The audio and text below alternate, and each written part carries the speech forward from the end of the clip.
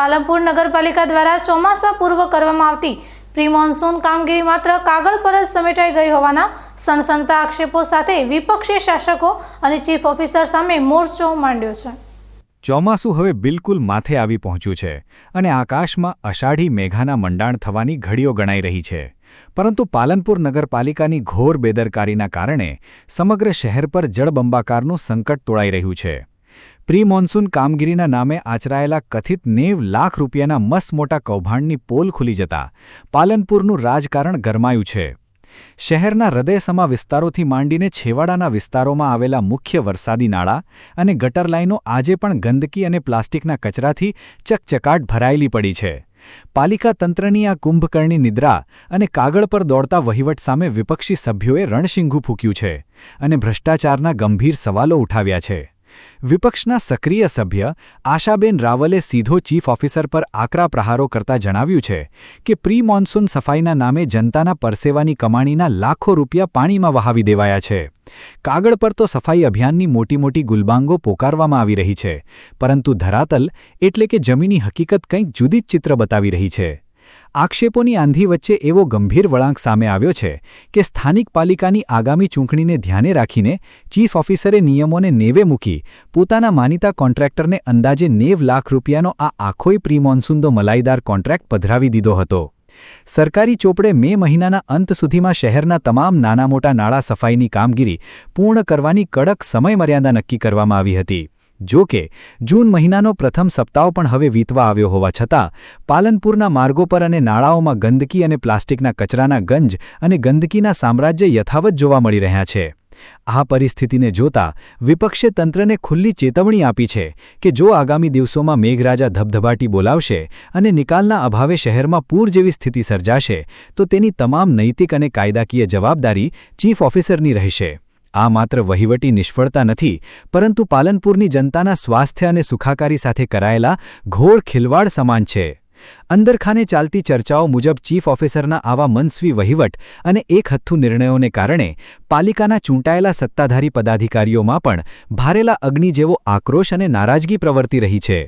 બીજી તરફ ટેક્સના નામે નાણાં ચૂકવતી પાલનપુરની ભોળી જનતા હવે સોશિયલ મીડિયાથી લઈને ચોરે ને ચૌટે સવાલો પૂછી રહી છે કે આખરે 90 લાખ રૂપિયાનું આ આંધણ કોના ખિસ્સા ભરવા માટે કરવામાં આવ્યું।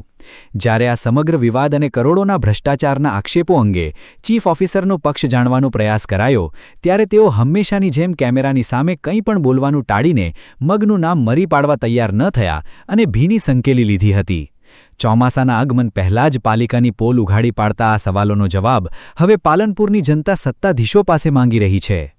પાલનપુર નગરપાલિકા દ્વારા અત્યારે પ્રી મોન્સૂનની જે કામગીરી ચાલી રહી છે એ દર વર્ષે મે મહિનાની અંદર તમામ વરસાદી પાણીના નાળા હોય, ચેમ્બરો હોય, ભૂગર્ભની ચેમ્બરો હોય, આ તમામની સફાઈ મે મહિનામાં ચાલુ કરી દેવી જોઈએ। અત્યારે ચોમાસું સામે છે ત્યારે પાલનપુર શહેરના મોટાભાગના નાળા અને ચેમ્બરોની સફાઈ હજી 50% પણ થઈ નથી। આપે પણ સર્વે કર્યો હશે, મારા ધ્યાનમાં પણ મારા વિસ્તારમાં જ એક મોટું નાળું અહીંયાથી પસાર થઈ રહ્યું છે। નવા દરવાજા નાળાથી પાયોનિયર ડેરી સુધીનું એ છે મોટાભાગના કોટ અંદરના વિસ્તારના તમામ વિસ્તારોનું પાણી આ જ નાળામાંથી પસાર થયા છે। ત્યારે નગરપાલિકા દ્વારા આ નાળાઓની સફાઈ લડબીથી કરવી જોઈએ। તમામ શહેરનું પાણી એ લડબી નાળાથી પસાર થાય છે, ત્યારે હજુ સુધી લડબીનું જે નાળોની સફાઈ છે એ પણ થઈ નથી। કેટલાક વિસ્તારોની સફાઈ 50% થઈ નથી।